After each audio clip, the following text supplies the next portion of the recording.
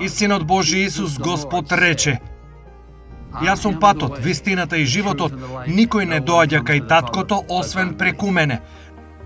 Затоа одете по целиот свет, поучувајќи и проповедајќи го Евангелието на секоја личност до најкрајните делови на земјата. InTouch, поучувачка служба на доктор Чарлс Стенли.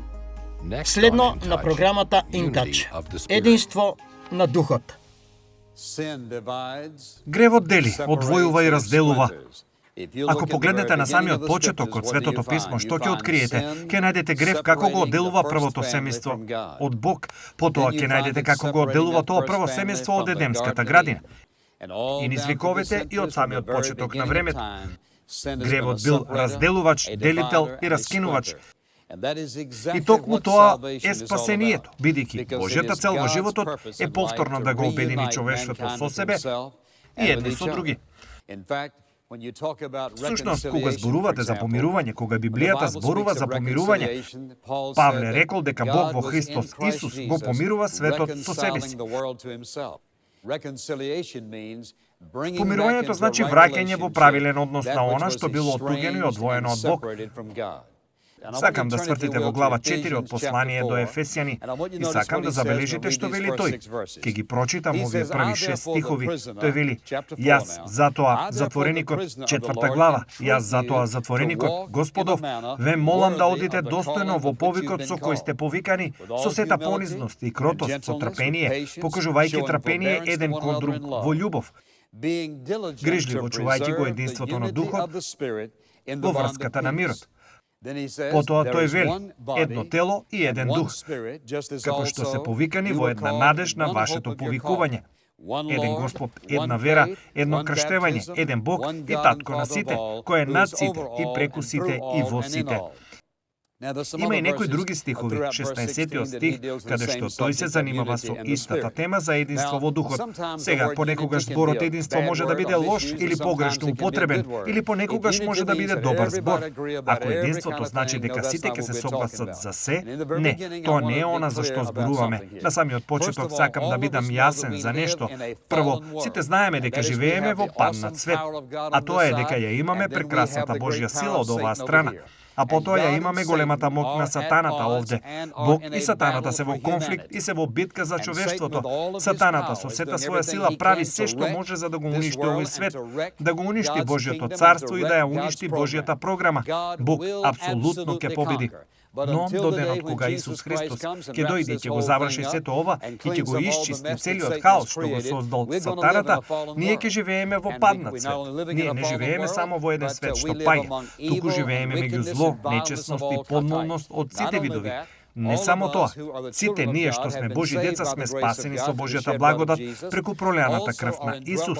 Исто така во нас живее Светиот Дух и затоа имаме поинаква природа. И така, кога сме наново родени, ние стануваме ново создание во Христос. Но тоа не значи дека Бог ја одзел целата наша природност. Тоа значи кога Библијата зборува за тело, ако некој човек, на пример, можеби сте нов верник и се прашувате што мислите на тело, дали е тоа тело и крв? Не. Кога апостол Павле зборува за тело, тој зборува за таа човечност. Тоа е таа природност. Имаме 5 сетила, се што можеме да бидеме искушени. Тоа значи, тој дел од нас понекогаш има чувство дека сакаме да го правиме она што знаеме дека не е исправно. Другиот дел од нас сака да го прави она што е исправно. И така, тој дел од нас што не сака да го прави исправното и да му биде послушен на Бог е она што го нарекуваме наша природност. И затоа сите ние го имаме тоа. Значи, во светлината на она што Павле ќе го каже во овој пасус, мора да запомните две работи. Живееме во паднат свет. Број 1. Сатаната постојано работи. Тој работи не само меѓу изгубените луѓе, туку работи и меѓу спасените луѓе. Тој работи во деловниот свет. Тој работи во политиката, образованието и науката. Тој работи во секој аспект. Тој работи во црквата. Тој работи во животот на секого, колку што е можно повеќе. И во светлината на сето тоа, апостол Павле вели во овој стих: бивајќи трудолюбиви, да го чувате единството на духот во врската на мирот.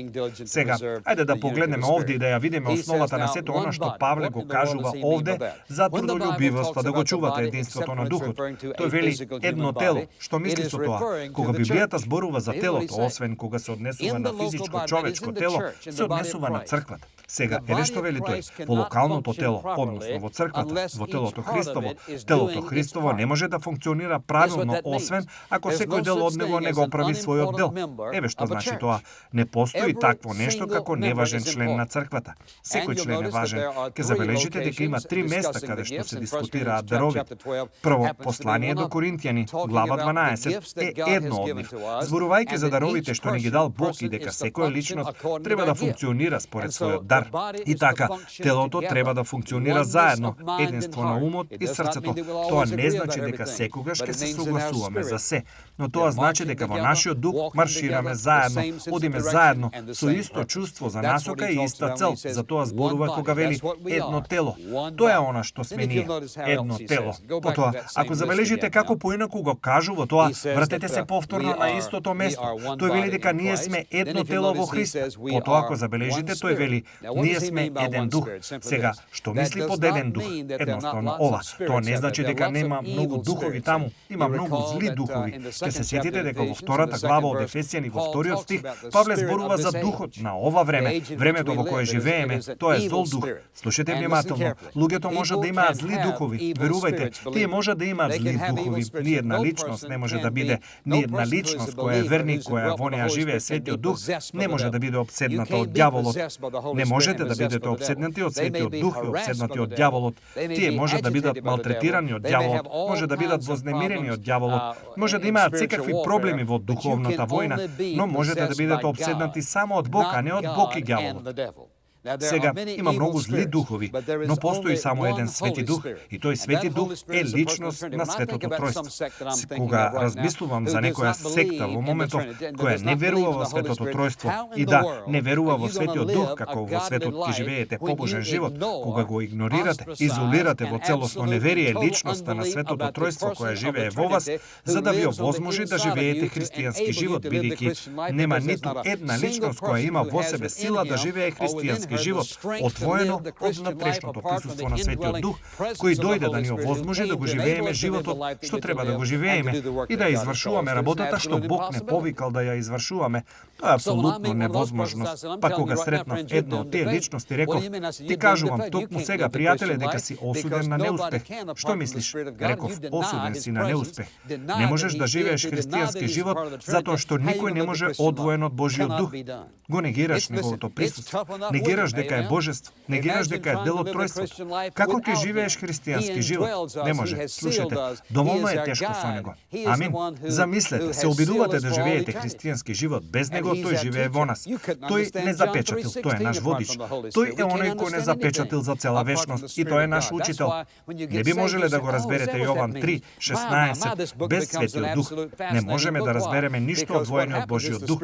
Затоа кога ќе се спасите велите: "О, дали тоа значи леле, оваа книга станува апсолутно фасцинантна книга." Зошто? Затоа што она што се случува е дека Божиот Дух ви ги отвора очите и вие сте во можност да ги разликувате духовните работи. Значи, тој вели дека има едно тело. Сите сме дел од него. Сите имаме ист дух, еден дух. Тогаш, што мисли кога зборува за една надеж на нашето повикување? Нашиот повик е за спасение, нашиот повик е за живот на послушност, нашиот повик е за живот на светост. Но кога тој зборува за тоа овде, тој зборува за нашиот повик, за надежта на нашиот повик. Која е надежта на црквата? Дозволете ми да ви кажам што не е. Надежта на црквата не е дека еден ден конечно ќе евангелизираме толку добро и ќе правиме толку добро што конечно сите ќе бидат спасени.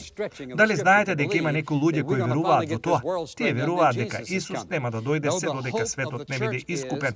Фала му на Бога што не верувам во тоа. Пред се, Библијата не го учи тоа. Мора да направите вистинско истегнување на Светото Писмо, за да верувате дека конечно ќе го исправиме овој свет и дека потоа Исус доаѓа. Не, надежта на црквата е, слушајте, надежта на нашиот повик е дека Господ Исус Христос доаѓа и оди да ги извлече од овој злобен, насен свет сите негови верници и да не однесе дома во рајот.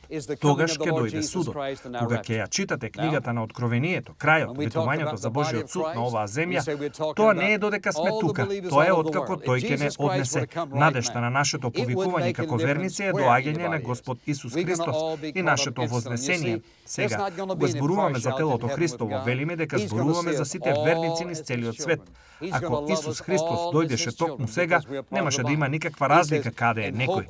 Сите ќе бидеме грабнати нагло, веднаш, и гледате, нема да има никаква пристрасност на небото со Бог. Тој ќе не гледа сите како своји деца. Тој ќе не сака сите како своји деца, затоа што сме дел од тело. Тој вели, со надеж, ние имаме еден повик. Потоа, ако забележите, тој вели, еден Господ сега, ако треба да ве прашам, колку од вас имаат еден Господ? Веројатно, секој што е верник овде би кренал рак. Но дозволете ми да ве прашам ова, дали Господ Исус Христос владее и го контролира вашиот живот? Не мислам дека секој момент тој контролира и дека некогаш не грешите. Не мислам на тоа, туку дека вашиот живот е посветен на Исус Христос како Спасител и Господ. Гледате, учениците нема да најдете дека го нарекуваат Исус, тие го нарекуваат Господ. Тие го признаа неговото господство, тие го признаа неговото вистинско место како суверен, оној кој имаше право да контролира. Сега погледнете во прво послание до Коринтијани, глава 8, стих 5. Тој вели: зошто дури ако има така наречени богови, мали богови на небото или на земјата, така наречени, како што на вистина има многу мали богови и многу господари, тоа значи дека има многу луѓе кои се нарекуваат себе си богови и се нарекуваат господари. Но слушајте што вели тој. Сепак за нас има само еден Бог, Отецот, од кого се сите работи и ние постоиме за него, и еден Господ, Исус Христос, преку кого се сите нешта и ние постоиме преку него. Постои само еден Господ и тоа е Господ Исус Христос. Ова е истиот Господ кој ќе седне на судот пред кој стоиме ти и јас, не за да даде сметка за нашиот живот, за да види дали сме спасени или не, но тој е Господ пред кого ќе стоиме и ќе ги примаме нашите награди за целата вечност. Едно тело, еден дух, една надеж. И како што вели овде, еден е Господ и таа личност е Господ Исус Христос. Сега, не само еден Господ, туку тој вели една вера. Што значи тоа? Дали значи, нели, сите ние имаме наша вера, твоја вера, моја вера, нејзина вера, негова вера? Не. Она што се осврнува овде е, ако свртиме во Јуда, погледнете во предпоследната книга од Библијата, свртете во Јуда. Таму тој го идентификува она на што верувам дека Павле се осврнува овде, бидејќи во времето на Новиот Завет, кога апостол Павле до времето кога дошол, почнал да ги пишува овие писма и почнал да поучува. Тие имале систем на вера. Сега, слушајте како го кажува тоа во Јуда. Тој вели: возлюбени, додека се трудев максимално да ви пишам за нашето заедничко спасение, почувствував потреба да ви пишам, молејќи се да се борите ревностно за верата, која еднаш за секогаш им беше предадена на светиите. Зашто зборува тој овде? Еве зашто зборува. Зборува за она во што веруваме вие и јас. Тоа е до времето кога се појави апостол Павле, во што верува за тоа кој е Исус Христос, неговата смрт, неговиот погреб, неговото воскресение. Павле зборуваше за оправдување, помирување, искупување. Тој зборуваше за искупителната смрт на Исус Христос. Тој зборуваше за црквата, нашиот однос кон црквата, нашиот однос едни кон други, нашиот систем на верување, нашето однесување. Тоа значи, до тоа време постоеше систем на верување. Постоеше депозит на вистината и тоа беше вистината според која живееа. Еве што зборуваше тој. Тој вели: ве повикувам да се залагате, да се браните, да стоите цврсто за она што го верувате. Постои само една вера. И ако некој каже: зашто е христијанскиот живот? Христијанскиот живот е за Исус Христос. Станува збор за нашата вера во него. Нашата вера во него управува со се друго што го правиме. Имаме систем на верување. Затоа тој вели: треба да се борите за тоа, да го браните тоа, да го прогласувате тоа, но не се откажувајте и не дозволувајте некој да ви ја украде верата што ја имате. Значи, кога зборува за една вера, на тоа се осврнува тук, зборувајќи за еден Господ, една вера, едно крштевање и така натаму. Потоа, ако забележите, не само тоа, тој вели едно крштевање. Вие велите: доаѓам до тоа, бидејќи има повеќе од едно крштевање. И затоа, можеби, ќе сакате да свртите во прво послание до Коринтијани, глава 12 за момент и да погледнете, бидејќи во ова 12-то поглавје, 13 13-тиот стих, еве што вели тој. Зошто преку еден дух, Светиот Дух, сите сме крстени во едно тело, без разлика дали сме евреи или грци, без разлика дали сме робови или слободни, ние сите сме напоени од еден дух. Сега тој вели едно крштевање. Што значи тоа? Еве што значи. Кога ти и јас бевме спасени, Божиот Дух не постави така да се каже во врска со Исус Христос, така што ние се идентификувавме со Него. Ние сме Негови следбеници, ние веруваме во Него, ние сме дел од Него и тој е дел од нас. Тој рече, сега јас пребивам во вас и вие пребивате во мене. Тоа е нашето духовно крштевање. И тоа е крштевањето. Сега, што правиме кога земаме луѓе и ги ставаме овде горе во овој базен и физички крштеваме? Тоа е едноставно физичко видлив израз на она што се случило претходно. Тоа значи дека умираме за нашиот стар начин на живот. Бевме погребани, крстени од Духот во Христос Исус и сега одиме во нов живот. Тоа е едноставно физичко изразување. Божиот Дух не става во Христос, тоа е она што не спасува. И така, не зборуваме за две крштевања. Зборуваме за израз на тоа што е вистинското крштевање и тоа крштевањето на Божиот Дух што не сместил во Христос. Вие и јас не бевме спасени со нешто што ние го направивме. Бевме спасени со тоа што одговоривме на она што Бог го направи на крстот. Божиот Дух не запечати и не постави во Христос Исус. Значи, кога зборуваме за едно крштевање, тоа е она што тој се осврнува. Потоа секако тој вели еден Бог. Сега, погледнете како го кажува ова. Тој вели еден Бог и Татко. Слушайте, да бевте член на која било друга религија во светот, немаше да го кажувате тоа. Ке зборувавте за вашиот Бог и најмногу од се, честопати страв и несигурност. Но вие и јас можеме да кажеме, мојот Бог и мојот Татко. Забележете што вели тој за него. Тој е еден Бог, Татко на сите, кој е над се, суверен владетел и контролор на универзумот. И тој е преку се. Слушајте, она што го прави во овој живот, тој го прави преку своите деца. Тој вели и над се, тој живее во секој од нас.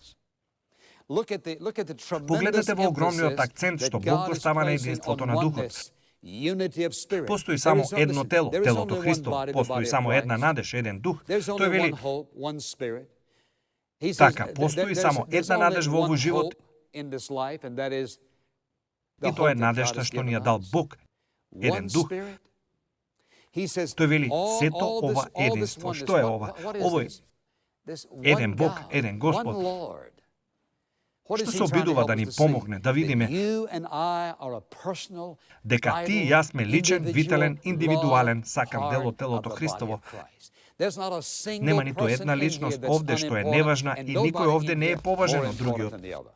Сега погледнете го ова, да се вратиме на неколку стихови за кои најверојатно сте помислиле.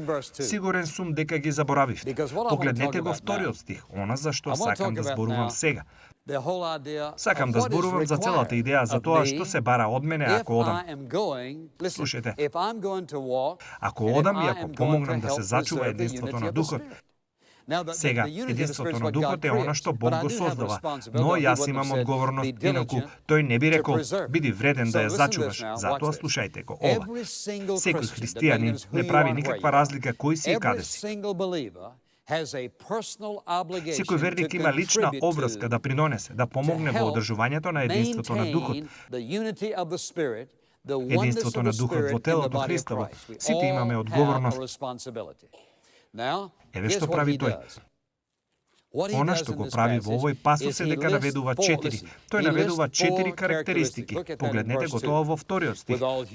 Со сета понизност и благост, трпение и покажување воздржаност еден кон друг во љубов. Сега, да размислиме за ова за момент. Погледнете.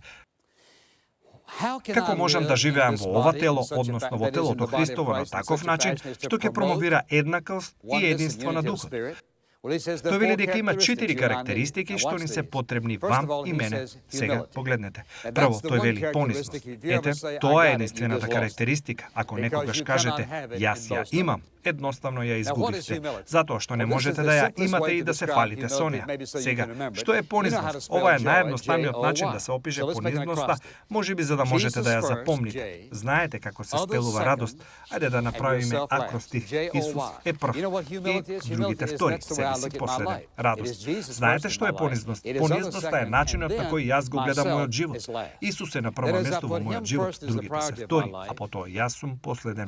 Тоа значи го ставам него на прво место како приоритет во мојот живот. Другите луѓе на второ место, себе си на последно. Сега, смирениот дух вели: Господи, еве го мојот живот и што и да сакаш да правиш со мене. Ти благодарам за насоката што ми ја даде и ќе се потрудам најдобро што можам и внимателно колку што знам. И што и да сакаш да правиш со мојот живот, тоа зависи од тебе. Ако сакаш да ме возвишиш, во ред. Ако не сакаш, во ред. Гледате, личноста што го има вистинскиот дух никогаш нема да го сподори над некого. Сега слушајте внимателно. Ако го правиш ова, треба да се срамиш од себе. Секој пат кога ќе му го направиш тоа на некого, правиш да се чувствува помалку отколку што е. Ако мислиш дека тоа е добро на кој било начин, си ја пропуштил поентата. Бог ја мрази гордост. Тој ја мрази ароганцијата. Тој ги мрази таквите работи. Сите сме спасени со истата Божја благодат и во нас живее истиот дух, а духот што ја мрази гордоста кај една личност, ја мрази гордоста и кај друга личност. Значи, тој вели: знаете, ако телото работи заедно и црквата се движи напред, постои дух на понизност. Потоа тој вели нежност.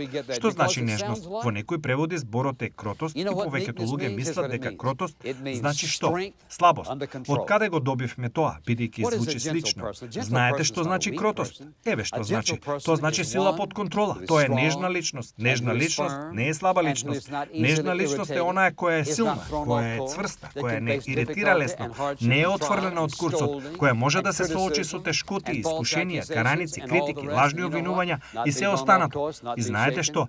Да не се отргне од курсот, да не се поколеба, туку да стои исправено и цврсто да му благодари на Бог. Потоа тој вели не само нежност, туку забележете што. Кој е следниот збор? Трпеливост. Зашто зборува овде? Зборуваме за телото Христово кое работи заедно, се движи заедно. Зашто зборува кога тој зборува за трпение? Тој едноставно вели личноста која има капацитет да не брза пред Божјото време, да не го надминува Бог, да може да ги издржи критиките, тешкотиите, што и да е тоа, и да не возвраќа, да не се одмаздува, да има моќ да биде одмазлив ако сака, но не го прави тоа. Зошто? Затоа што твојата вера и доверба се во Господ. Потоа, кога зборува за долготрпеливост овде, што мисли кога зборува за стрпливост? Или зашто зборува овде? Еве што значи. Ајде да го кажеме ова на обичен англиски од Атланта, Џорџија. Сакате да чуете што значи тоа? Еве што значи тоа на обичен англиски од Атланта, Џорџија. Значи да се трпи некој што е одвртен. Точно тоа значи да се трпат. Сите ние сме виделе луѓе и сме запознале со луѓе, се разбира, не одамна. Но сите сме виделе луѓе и сме се сретнале со луѓе кои едноставно некако се одвртни. Сега, личноста која е трпелива е личност која го трпи тоа. Размислувам, има две мали кучиња. Имаше едно големо куче што доаѓаше во мојот двор и моите кучиња, знаете тие се како хот догови, беа толку високо од земјата. Ова огромно куче со неговата голема уста, големо германско куче, можеше да проголта било кој од нив. Моите кучиња лаја, а другото едноставно само се наеше. Тој само одеше по нив, ги гледаше така и продолжуваше. Едноставно не им обрнуваше внимание. Тоа е трпеливост. Не ги изеде живи, мислам, иако би можел. Сите ние познаеме такви луѓе. Како функционира телото Христово, како ние функционираме и како го заштитуваме единството на духот. Ние се грижиме нашиот собствен дух да биде таков што не се сметаме за подобри од никого друг и сме нежни во нашите реакции кон луѓето. Не сме трпеливи во се што Бог прави во животот на заедницата. Ние сме трпеливи кон другите, со кои е тешко да се справиш и тешко да се сложуваш. Не можеш, внимавајте, не можеш да бидеш во Божјата волја и надвор од заедница со некое локално тело некаде. Не можеш, затоа што тука функционираме заедно. Ова е местото каде што се охрабруваме едни со други. Ова е местото каде што старуваме едно. Нема осамени ренџери во христијанскиот живот. Не знам за вас, но мене ми требате и јас ви требам и сите ние сме потребни едни со други. Ги спојуваме нашите срца, нашите раце, нашите души, нашите суштества, нашите пари, време, напори, нашите дарови и таленти заедно и го гледаме Бог како го прави своето прекрасно дело. Ако сте биле благословени од денешната програма, ве молам посетете не на веб страната intouch.org.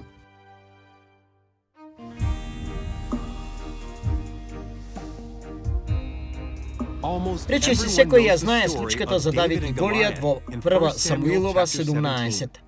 На површина звучи како приказна за аутсайдер, младо момче кое победува искусен воин.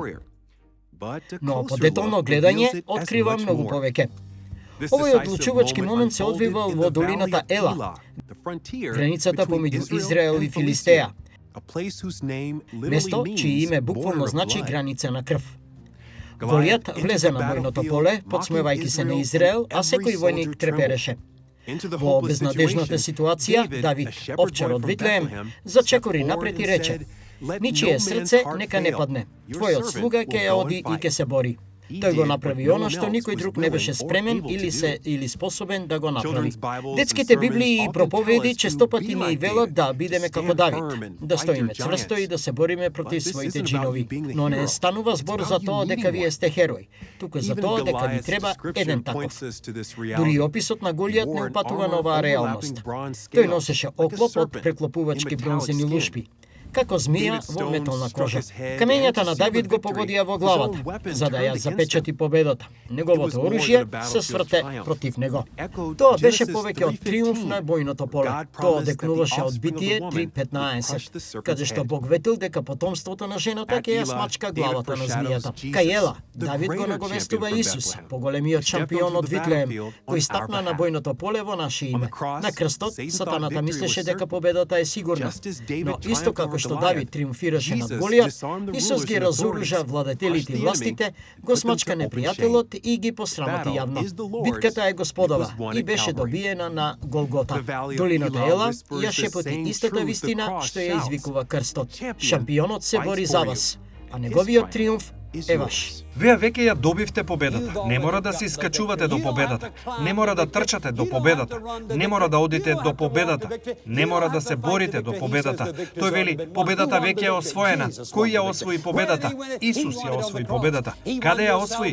Ја освои на крстот. Таму го освои вашето спасение, таму го освои вашето распнување и таму го победи ѓаволот. И слушайте, кога сатаната беше поразен од Исус Христос, воскресна од мртвите, што беше Божја објава до светот, дека целата жртва на искупување била прифатена и дека Исус Христос е победник, победата на целата битка е одвоена и Божиот народ е вечно безбеден во него. InTouch, водејќи ги луѓето низ светот во поголемо заедништво со Исус Христос и зајакнувајќи ја локалната црква. Оваа програма е спонзорирана преку службата InTouch и е овозможена преку Божјата благодат и вашите верни молитви и дарови.